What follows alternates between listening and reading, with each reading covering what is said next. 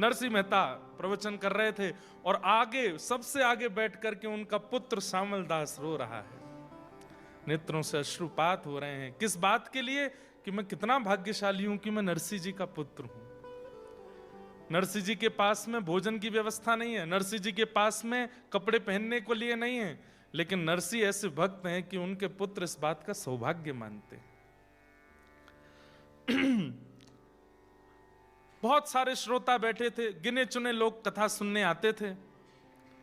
आज की कथा जैसे विश्राम हुई, सब लोग उठ करके जाने लगे, लेकिन एक तो श्यामल दास नहीं उठा और एक पीछे एक व्यक्ति नया नया बैठा था, वो भी नहीं उठा। नरसिंह मेहता बोले, मैं अपने श्रोताओं को जानता हूं, पर ये मैंने पहली बार देखा, कौन हो भैया? तब उन्होंने हाथ जोड़ करके कहा, बोले मैं बड़नगर से आया हूं, मेरा नाम दीक्षित है। मैं बड़नगर के बहुत बड़े एक उद्योगपति ब्राह्मण हैं, मदन राय मेहता, मैं उनका कुल पुरोहित हूं, मैं उनका कुल पुरोहित हूं। बहुत ध्यान से सुनिए, सब लोग इधर देख के सुनिएगा कथा। तो दीक्षित जी यहां क्यों बैठे थे कथा में? दीक्षित जी को उनके यजमान यानी कि मदन राय मेहता ने कहा था कि आप मेरे बेटे के लिए, मेरी बेटी के लिए सुयोग वर ढूंढ के लाओ।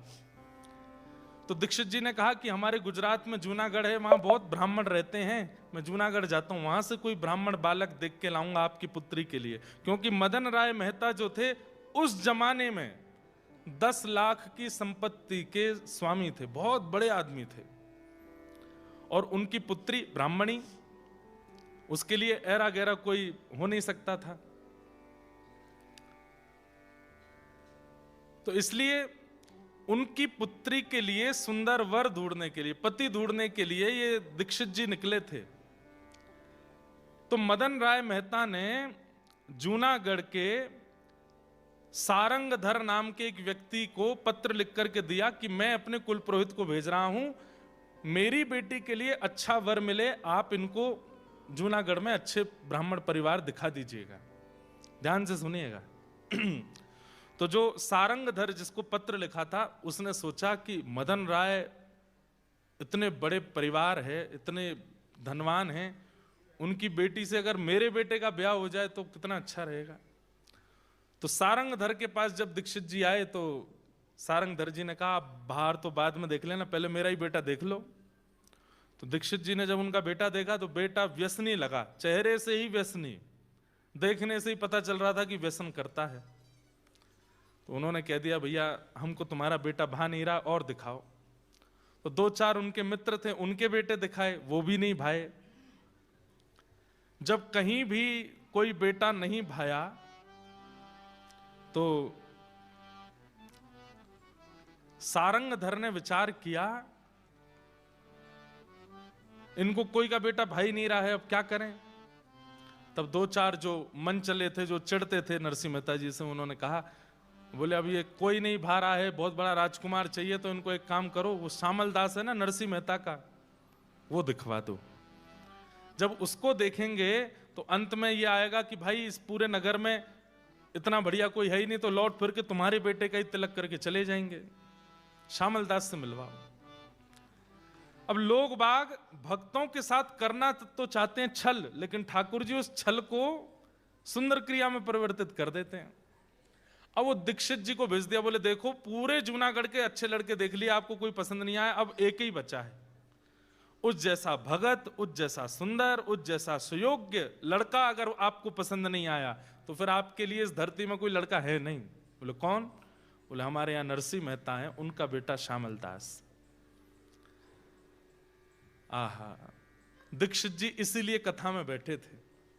नरसिंह मेहता जी का प्रवचन सुनकर के उनके भाव तो भर ही गए, तुरंत गए, बोले मैं मदन राय मेहता का कुल पुरोहित हूं, आपका पुत्र श्यामल दास, उसको देखना चाहता हूं।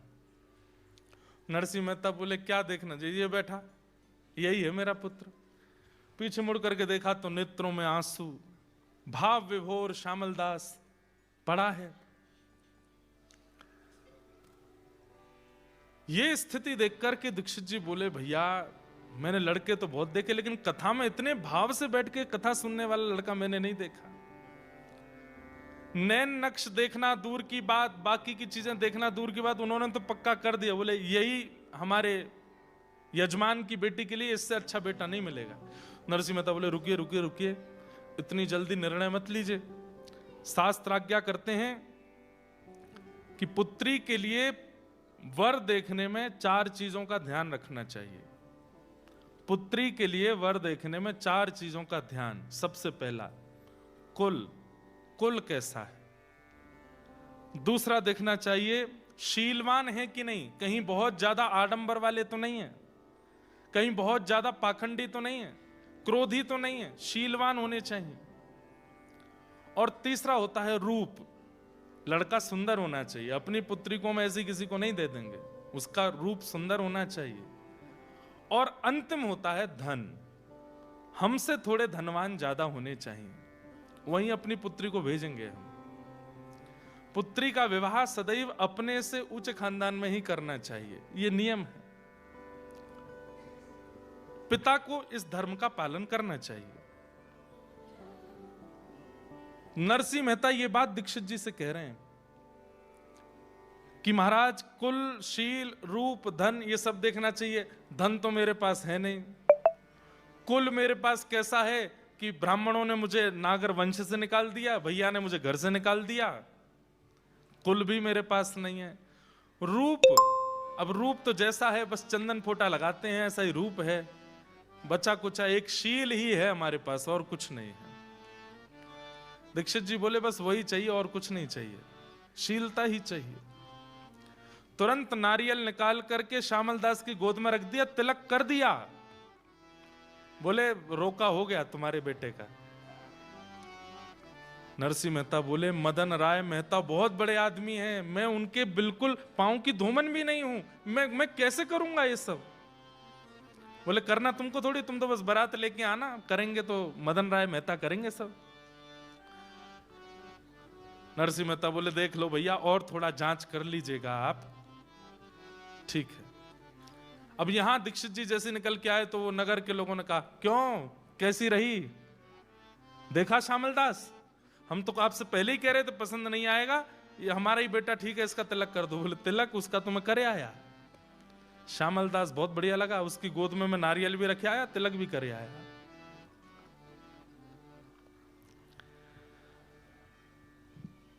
सब नरसिंह मेहता से चढ़ने वाले सोचने लगे हम करना तो कुछ और चाहते हैं, हो कुछ और कैसे जाता है। अभी नरसिंह मेहता के बेटे श्यामल दास का ब्याह वो मदन राय मेहता की बेटी से होगा। सब लोग बोले अरे मदन राय की बेटी से, अरे नरसिंह बारात भी नहीं लेके जा पाएगा ऐसी, अरे कितना बड़ा आदमी है वो, उसको जब पता चलेगी नरसिंह कैसा आदमी है तो क्या वो कहां अपनी बेटी का ब्याह करेगा। लेकिन उन मन चले लोगों का मन माना नहीं, बोले ये दीक्षित कुल पुरोहित है, इसकी बात मदन राय मेहता काटेगा नहीं, हम क्या करें। तो उन्होंने पत्र लिख दिया, मदन राय मेहता जी हम जूनागढ़ के फलाने फलाने व्यक्ति हैं, आपके कुल पुरोहित ने गलत लड़के का चयन करके तिलक कर दिया है, श्यामल दास तो ऐसा है, उसके पिता ऐसे हैं, ताल कूटा मंजीरा बजाते रहते हैं, पूरे दिन कीर्तन करते हैं, खान पीन का कोई इनका ठिकाना नहीं। आपकी कुल की बेटी ऐसे घर में आवेगी, हम तो जूनागढ़ के निवासी हैं, हमारे यहां के सबसे नीचे घर में आपकी बेटी आवे, ये हमसे देखा नहीं जाएगा। और पता नहीं कैसे वो पत्र दीक्षित जी से पहले पहुंच गया मदन राय मेहता के पास। सुनिएगा सब लोग। अब उसने जैसे पत्र खोल करके देखा तो जूनागढ़ से पत्र आया है, नरसिंह मेहता का पूरा बायोडाटा था उसमें, खाने को कुछ नहीं है, परिवार ने घर से निकाल दिया, नागर ब्राह्मणों ने भी निकाल दिया, घुंघरू पहन करके घूमता है, ताल कूटता रहता है, ऐसे का बेटा श्यामल दास कुछ करता धरता है नहीं, उससे अपनी बेटी का ब्याह कर रहे हो।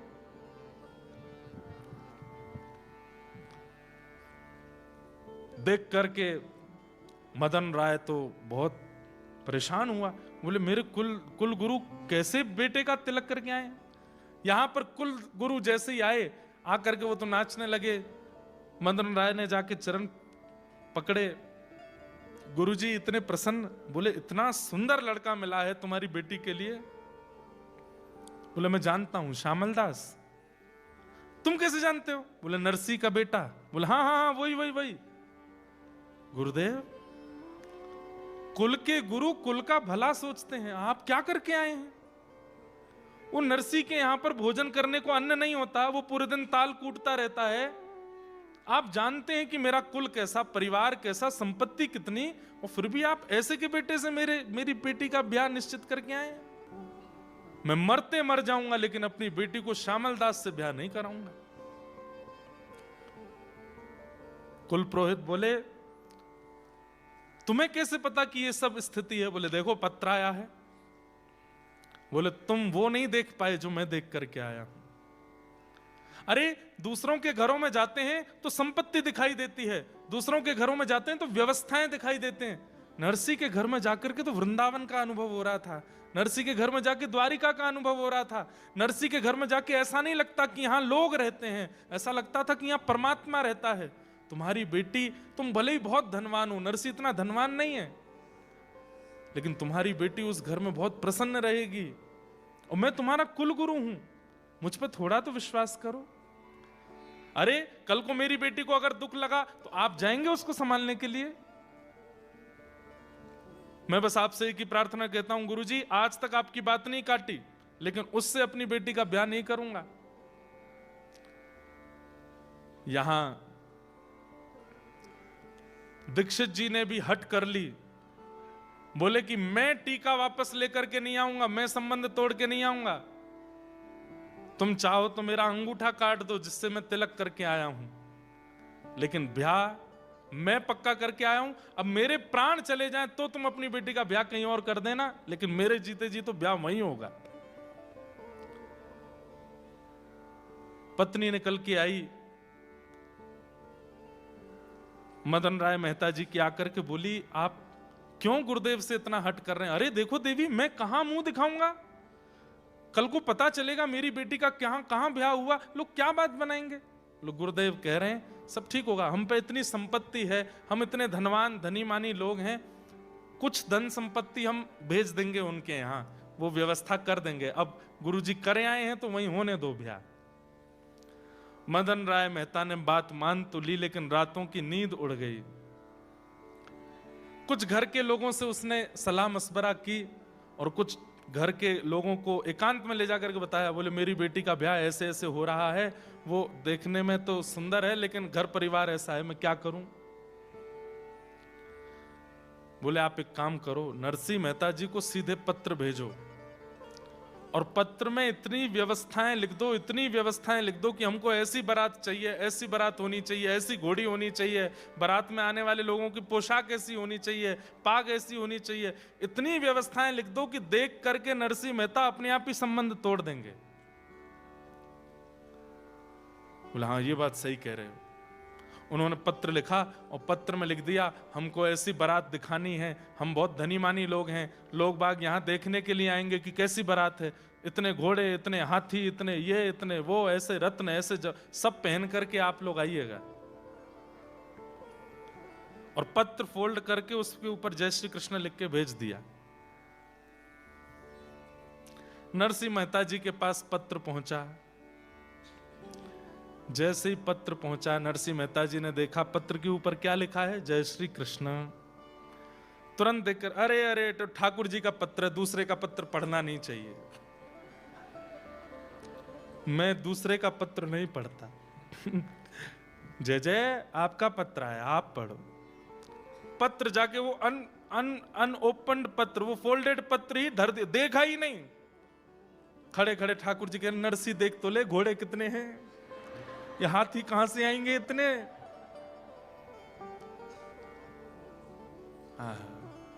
कितना समर्पण है नरसी मेहता जी के जीवन में ठाकुर जी के प्रति। धर दिया पत्र ठाकुर जी के चरणों में।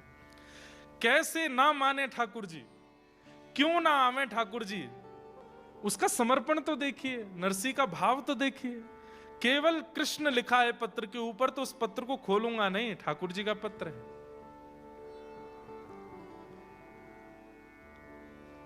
नरसी मेहता जी की पत्नी को ठाकुर जी ने स्वप्न दिया और स्वप्न में ठाकुर जी ने संकेत किया कि मेरे चरणों में एक पत्र रखा, उसको खोल के पढ़ लो। जैसे ही पत्नी ने खोल करके देखा और उसके लिखी हुई सब बातें देखी, वो तो उनका तो बीपी हाई हो गया, श्वास चलने लगी। बोले कैसे होगी इतनी व्यवस्था, आपने पढ़ा क्यों नहीं है? कितने दिन हो गए इस पत्र को आए हुए? बोले महीना भर हो गया। बोले इसमें लिखा है अक्षय तृतीया को बारात लेकर के हमको जाना है और अक्षय तृतीया परसों है। 1 महीना से पत्र धरा विराज रहा है, आपने पढ़ा नहीं? देवी उन्होंने ऊपर नरसी क्यों नहीं लिखा, जय श्री कृष्ण लिख के भेजा था, इसलिए मैंने तो ठाकुर जी के चरणों में रखा। अब ठाकुर जी जाने, महीना भर ठाकुर जी ने पत्र रखा है तो ठाकुर जी ने कुछ तो व्यवस्था रखी होगी। मेरा एक ही बेटा है, उसका विवाह होना है, परसों अक्षय तृतीया है, हमें बारात लेकर के निकलना है, घर में मंगल गान गाए जाते हैं, नगर की सब महिलाएं आती हैं, खूब उत्सव मनाए जाते हैं, कैसे होगा ये सब?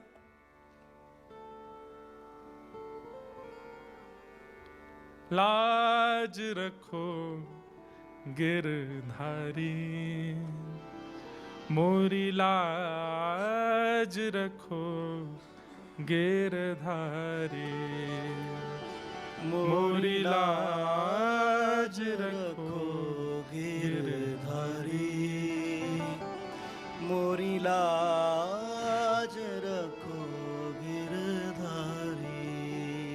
जैसी लाज राखी अर्जुन की, जैसी लाज रखी बंधुओं की। एक बात बोलूं, आपसे निवेदन करूं, जीवन में कष्ट आवे, ऐसी स्थिति आ जाए कि बस अब लगता है कि अब क्या करें, अब मरने के अलावा हम पे कोई और रास्ता नहीं है। भगवान ना करे ऐसी स्थिति कभी जीवन में आवे।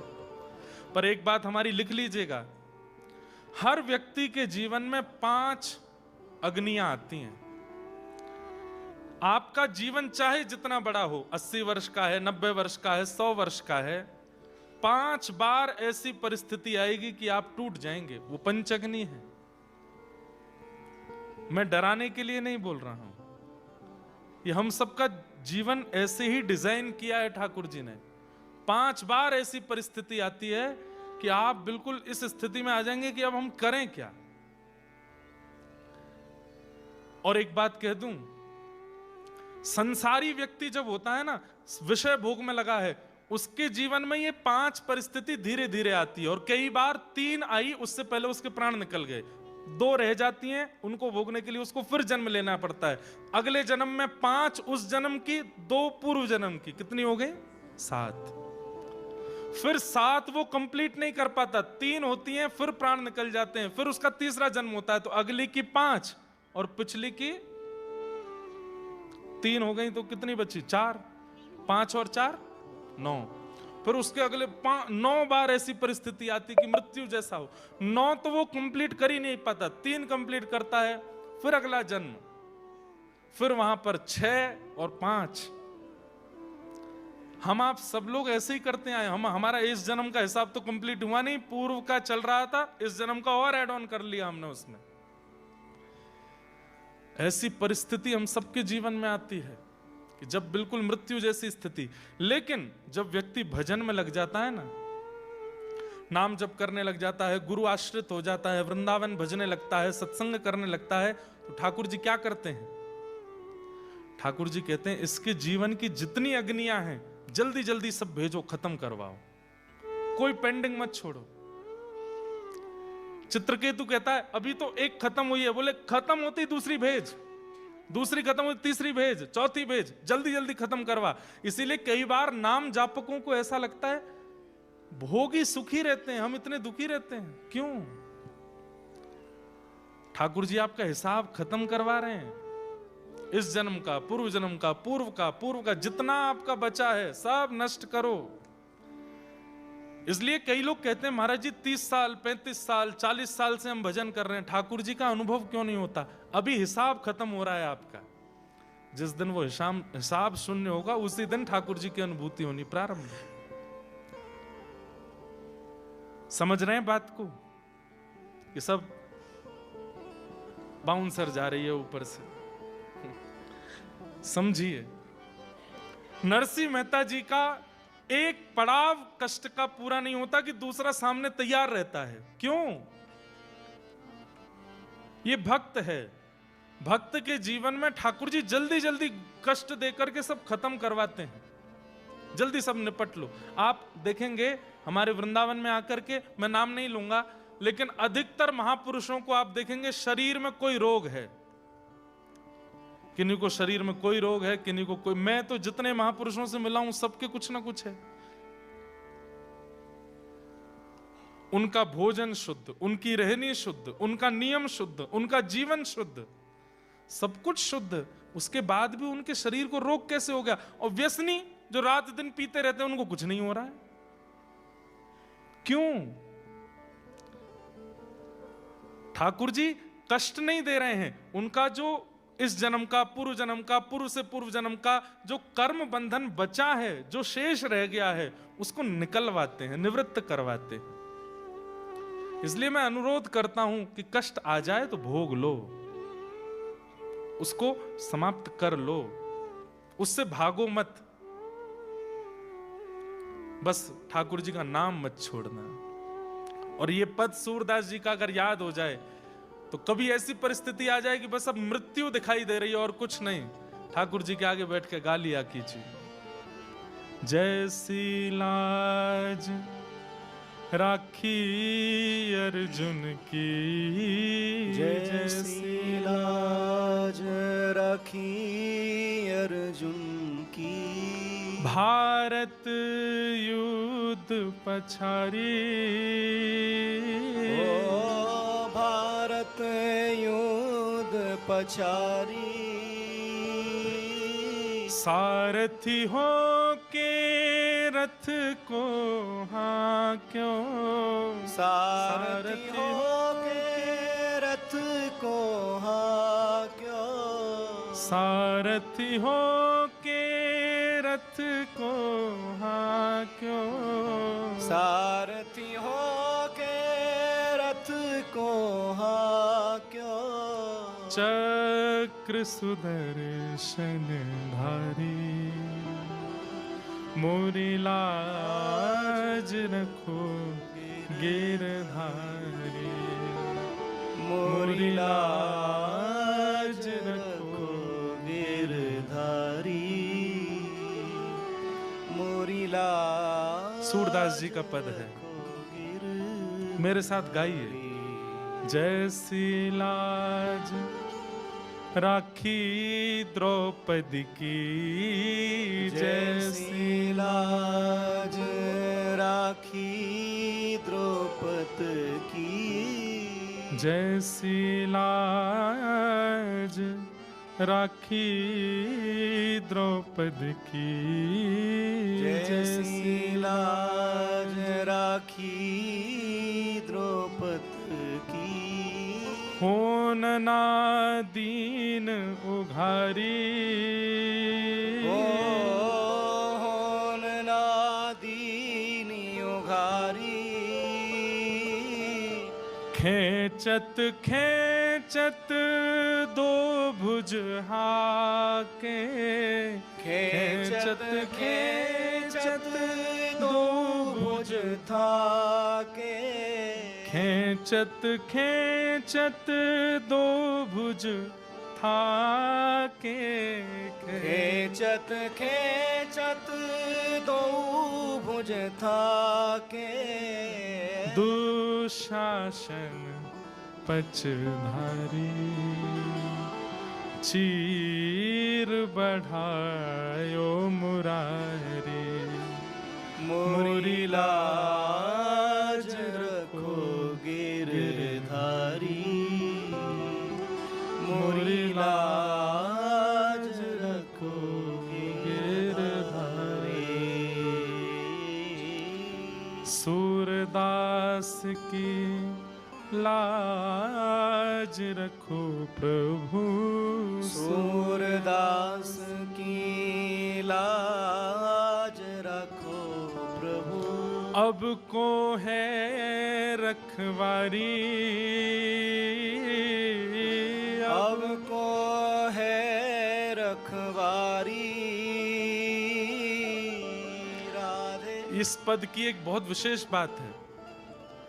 शुरुआत से लेकर के अंतिम प्रथम पंक्ति तक सूरदास जी ठाकुर जी से प्रार्थना कर रहे हैं, लेकिन इतने में भी ठाकुर जी ने जब नहीं सुना तो अंतिम पंक्ति में सूरदास जी ने ठाकुर जी से बोलना बंद कर दिया और क्या गाने लगे, राधे राधे सुमिरो प्यारे, राधे राधे सुमिरो प्यारे, श्री हरिदास दुलारी, मैं शरण पड़ो हूँ तुम्हारी, मोरी लाज रखो गिरधारी, मोरी लाज रखो गिरधारी।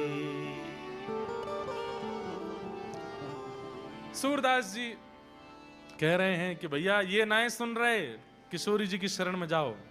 हमारे व्रज में एक और सूरदास हुए, उन्होंने ठाकुर जी का खूब भजन किया, तो ठाकुर जी प्रकट हो गए और प्रकट होकर के बोले, अब मैं तुम्हारे सामने आ गया हूं बाबा, अब भजन करना बंद कर दो, अब मैं आ गया हूं, मेरे चरणन में प्रणाम कर ले।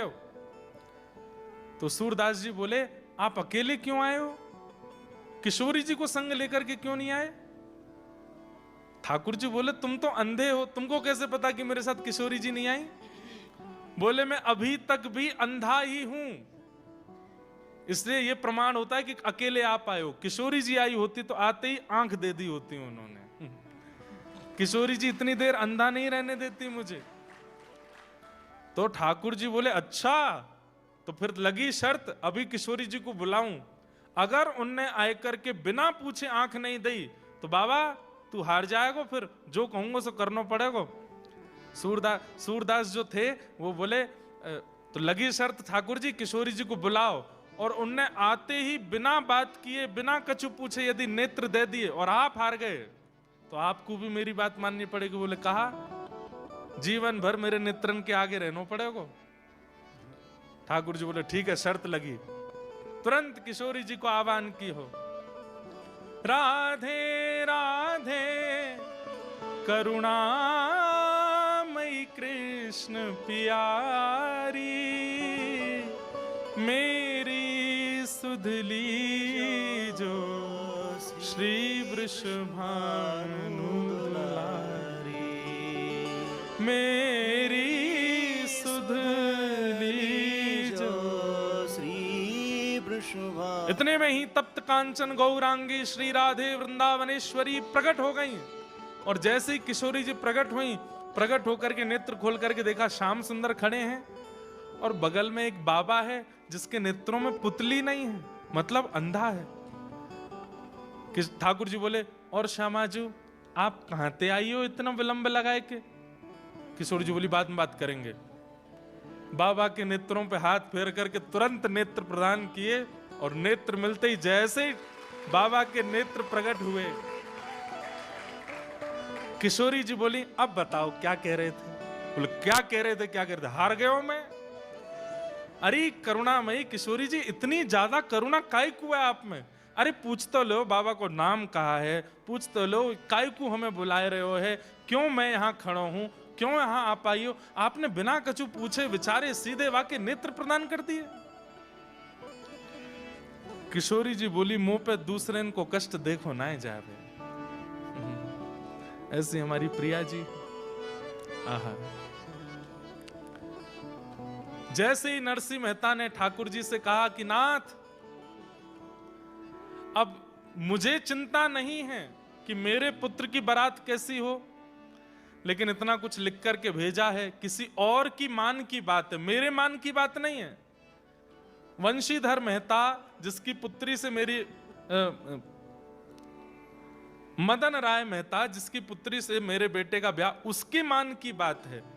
नाथ, मुंह पे तो कोई व्यवस्था है नहीं, मैं तो घोड़ी लाने की लायक भी नहीं हूं, आप ही आकर के कोई व्यवस्था करो। इतने में ही ठाकुर जी रुक्मणी जी से बोले, रुक्मणी जी आप द्वारिका की रक्षा करो, मैं जाऊं। रुक्मणी जी बोली ये क्या लगा रखा है आपने, रोज रोज ये नरसिंह मेहता के पास चले जाते हो, कभी सांवरिया सेठ बन के चले जाते हो, कभी नरसिंह मेहता बन के उसके पिताजी का श्राद्ध करने चले जाते हो, कभी कुछ रूप में कभी कुछ रूप में। ठाकुर जी बोले भक्त बुलाएंगे तो जाना। बोले मैं इसलिए नहीं कह रही हूं कि आप जाओ मत, अकेले क्यों जाते हो, हमको भी ले चलो, हम भी चलेंगे, हम भी न नरसिंह मेहता। अरे अरे वाह वाह रुक्मणी जी, आपने तो मेरे मन की बात कही, चलो। बोले करना क्या है, बोले यजमान बन के जाएंगे। नरसिंह मेहता जी का कहीं प्रवचन सुना था, तब से नरसिंह मेहता जी के शिष्य हो गए हैं। ऐसी भावना से मैं और आप जाएंगे और जाकर के नरसिंह मेहता जी के पुत्र की बारात सुंदर करेंगे। यहां रुक्मणी जी और ठाकुर जी संपूर्ण द्वारिका के लोगों को जगाया, सबसे कहा महंगे वाले वस्त्र पहन करके आओ, गले में हार पहन के आओ, अपने घर में जितने घोड़े हैं हाथी हैं सबको लेकर के चलो। बोले कहां जाना है, बोले हमारे एक परम मित्र हैं वहां द्वारिका में, सबको बता दिया हमारे मित्र हैं, उनके बेटे की बारात सजाने जाना है। और महाराज द्वारिका के समस्त यदुवंशी, लाखों की तादाद में घोड़े, लाखों की तादाद में हाथी और सुंदर, सब लोग अपने अपने आभूषण पहन करके बच्चों को किसी को नहीं पता किसकी बारात में जा रहे हैं, सब सज के जा रहे हैं। ठाकुर जी ने कहा है जाना है। और तभी महाराज जूनागढ़ में हल्ला होने लगा, अरे कौन आ रहे हैं, कौन आ रहे हैं, अरे ऐसे हाथी, ऐसे घोड़े, ऐसी सुंदर चाल, ऐसी सुंदर बात। सबने कही भैया कौन है, अरे बोले ऐसा बता रहे हैं नरसिंह मेहता के कोई यजमान हैं। आहा, नरसिंह मेहता जी तुरंत भवन से निकल करके आए, आकर के देखी तो लोग बागों को देख करके ऐसा लग रहा था मानो जैसे गंधर्व आ गए, देवी देवता आ गए हों।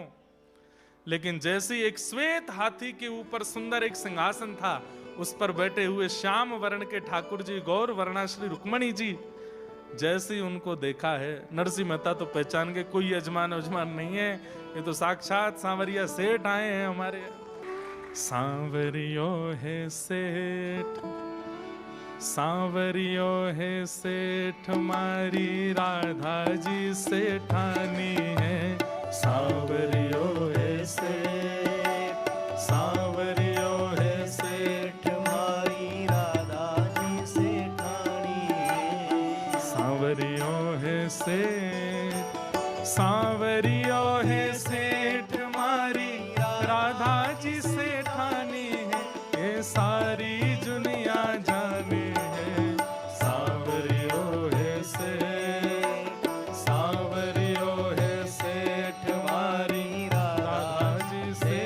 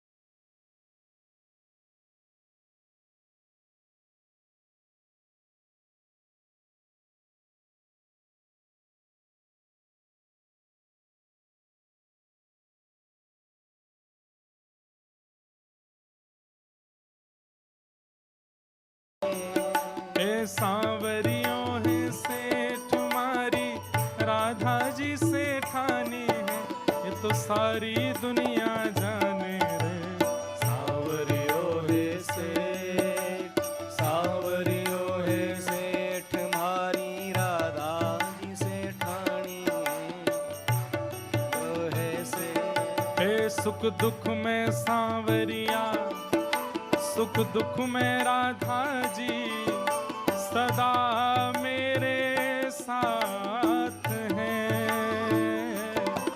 सुख दुख में गाइए सब लोग। सावरिया, सुख दुख में राधा जी सदा मेरे साथ हैं। और मेरी चिंता दूर करें सावरियो है से, सांवरियो है से, सावरियो है से, हाँ सांवरियो है से, हाँ सांवरियो है से, सावरियो है से। एक सुंदर हाथी के ऊपर सुंदर एक पालकी में बैठ करके सेठ बन करके ठाकुर जी आए, सेठानी बन करके रुक्मणी जी आई।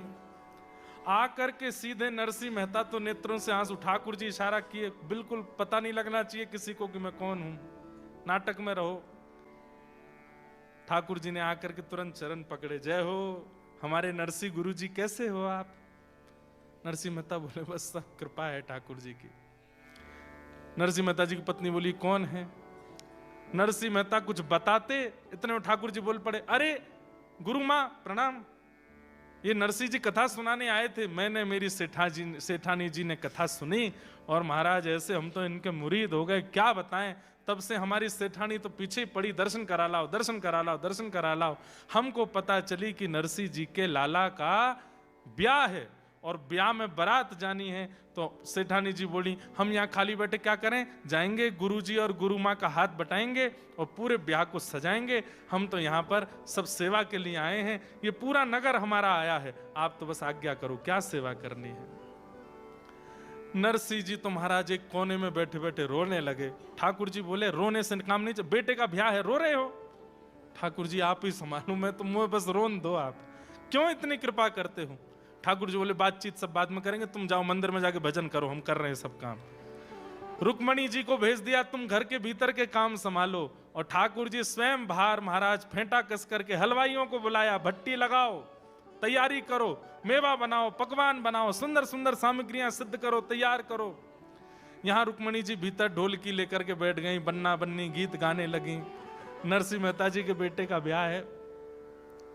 अब तो महाराज जूनागढ़ के लोग जो नरसिंह जी के घर जा भी नहीं रहे थे, वो हाथी घोड़ा देखने के लिए गए और लोगों की शक्ल देख करके, ऐसे राजशाही पोशाक देख करके बाहर से झांक के नरसिंह जी के घर में देख रहे हैं। और जूनागढ़ के लोग नरसिंह जी की पत्नी से कह रहे हैं हम भी आ जाएं भीतर।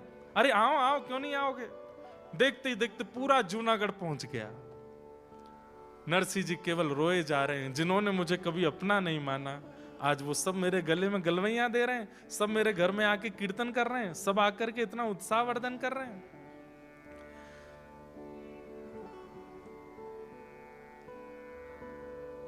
सामलदास, ठाकुर जी ने ढूंढा कहां है सामलदास, दूल्हा कहां है? पता चली वो भी दूसरे मंदिर में कहीं रो रहा है। ठाकुर जी गए, ए भाई सामलदास काय को रो रहे हो? आप कौन? बोले हम तुम्हारे पिताजी के श्रोता हैं। अच्छा चलो आओ, तुम्हारा ब्याह है, घोड़ी पे बैठना है। मेरा तो मन नहीं, पिताजी ने क्यों? अबे मन तो किसी का नहीं होता, लेकिन करना तो पड़ता है, चलो। ठाकुर जी लेकर के गए। ठाकुर जी ने श्यामलदास को नवाया, संग में अपने सब सखा लगाए द्वारिका के, सुंदर इत्र लगाया, धोती अपने हाथ से पहनाई, दुल्हा को तैयार कर रहे हैं, सुंदर पोशाक पहनाई, तिलक स्वरूप पत्रावली ठाकुर जी अपने हाथ से श्यामलदास के पत्रावली कर रहे हैं, सिर पर पाग पहनाई, सिरपेज पहनाया, जैसे ही एक मोर पिछ लगाया, आहा ऐसा लगा कि ठाकुर जी के पुत्र अनिरुद्ध हों, इतना सुंदर। ठाकुर जी बोले मैं दिखा तो दूं जरा उस मेहता को, मेरे नरसी के लिए कह रहा है कि वो ताल कूटा मेरी बेटी से, अपने बेटे का ब्याह करे। अब देख तेरी बेटी फीकी लगेगी मेरे नरसी के बेटे के आगे। अब देखो कैसी बारात, सुंदर घोड़ी लेकर के आए। महाराज नाल नहीं थी, घोड़ों के पैरों में नाल होती है ना, नाल की जगह सोने मड़े हुए हैं। श्यामल दास जी का पुत्र बैठाया गया और महाराज हाथी घोड़ा लेकर के बैंड बाजे सब बज रहे हैं। बैंड बाजे कौन बजा रहे हैं? इंद्र बजा रहे हैं। इंद्र कहीं पर कोई करताल बजा रहे हैं, नारद जी वीणा बजा रहे हैं, सरस्वती जी वीणा बजा रही हैं। सब रूप बदल बदल करके आए हैं और ऐसी बारात की महाराज देखते बनती है। यहां वो ब्राह्मण बोला,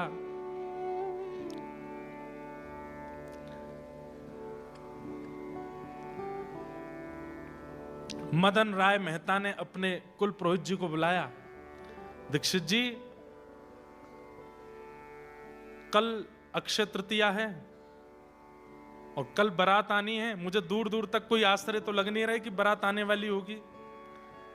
मेरी तो नाक कटने वाली है। मेरे इतने रिश्तेदार आ रहे हैं, इतने नातेदार आ रहे हैं, इतना बड़ा मैंने मंडप बनवाया, इतने लोगों की भोजन की व्यवस्था की है, इतना सब कुछ किया है। कहीं ऐसा ना हो कि ये नरसिंह मेहता पुरानी टूटी किसी बैलगाड़ी में अपनी बारात लेकर के आ जाए। थोड़ी व्यवस्था संभलवाया हो। मैं कुछ आपको धन द्रव्य दे के भेज रहा हूं, आप जाकर के नरसिंह मेहता से कह दो अच्छी व्यवस्था, अच्छी पोशाक पहन करके आवे, देख तो आओ बारात कैसी। दीक्षित जी बोले ठीक है जाता हूं। ये तो निकले जूनागढ़ की ओर, तब देखे तो थोड़ी दूर जाते ही महाराज वहां तो बैंड बाजे बज रहे हैं, खूब जोर जोर से उछल उछल करके। बड़े देव जैसे दिखने वाले, गंधर्व जैसे दिखने वाले लोग नृत्य कर रहे हैं। दीक्षित जी को भी लगा ये तो कोई बड़े धनी मानी की बारात होगी, नरसिंह की कहां होगी। निकलने लगे बीच में से, बोले भैया मुझे चलते चलते 2 घंटा हो गए, ये बारात पूरी नहीं हो रही है, किसकी बारात है? एक से पूछा भाई कौन की बारात है? इतना पूरा रोड घेर करके चल रहे हैं, इतनी जोर जोर से नाच रहे हैं और इतने सुंदर सुंदर सब लग रहे हैं, किसकी बारात है? बोले नरसिंह जी की बारात है। दूसरा बोला नरसिंह जी नहीं, नरसिंह जी के बेटे की बारात है। तो दीक्षित जी एक बार तो सोचे, नरसिंह? बोले हाँ। अच्छा कोई सेठ नरसिंह होगा, उसके बेटे की बारात। अपना नरसिंह तो ऐसा नहीं हो सकता, उसके तो बेटे की घोड़ी ऐसी होगी जैसे बिल्कुल अंतिम क्षण चल रहा हो। श्यामल दास की बारात पूरी होते ही घोड़ी परम पद को प्राप्त होगी। वो तो ऐसी बारात होगी, वो ऐसी कहां हो सकती है? कौन नरसिंह है? कहां का नरसिंह? बोले जूनागढ़ के हैं नरसिंह। जूनागढ़ में एक और कोई होगा नरसिंह। बोले पूरा नाम क्या है? बोले नरसिंह मेहता। बोले नरसिंह मेहता? उसके बेटे का नाम श्यामल दास है क्या? बोले हाँ हाँ वही श्यामल दास। बोले वो तालकूटा नरसिंह मेहता? बोले हाँ हाँ वही जो कीर्तन करते हैं। बोले उसके बेटे की बारात है? बोले हाँ जी हम उसी बारात में आए। वो तुम क्या लगते हो उनके बेटे के? बोले ये नहीं पता लगते क्या, हम तो बस आए हैं, हम तो बस आए हैं, हमारे सेठ जी ने हमको आज्ञा की कि चलना है तो हम तो बस आए हैं। दीक्षित जी बोले पहले तो लग रहा था कि वहां की व्यवस्था जाके मैं नरसिंह मेहता को बता दूं कि भाई मां इतनी व्यवस्था है, थोड़े उसके हिसाब से आना। अब लगता है उल्टा करना पड़ेगा, ये व्यवस्था उसको बतानी पड़ेगी। एक पहाड़ी के ऊपर चढ़ के थोड़ी दूर तक तो दीक्षित जी देखते रहे कैसी बारात, और बारात देख करके, घोड़े देख करके, हाथी देख करके, और दूर चले आ रहे नरसिंह मेहता के पुत्र श्यामल दास को देख करके तो दीक्षित जी मोहित हो गए। कितने सुंदर, बिल्कुल ठाकुर जी के पुत्र अनिरुद्ध की तरह लग रहे हैं।